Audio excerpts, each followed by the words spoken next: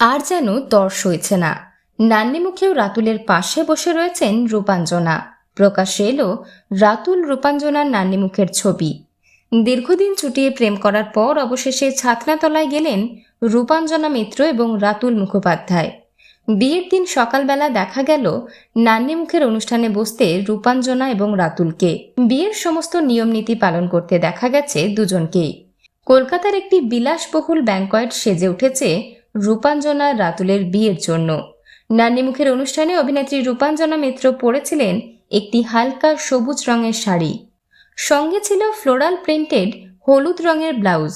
হাতে শাঁখা পলা আর খোলা চুলে বেশ সুন্দর দেখাচ্ছিল অভিনেত্রীকে। অন্যদিকে রাতুল পরেছিলেন পিচ রঙের পাঞ্জাবি এবং সাদা পায়জামা। বাড়িতেই হয়েছে তাদের নান্নি মুখের অনুষ্ঠান। সমস্ত নিয়ম নীতি পালন করেছেন পরিচালক রাতুল মুখোপাধ্যায়।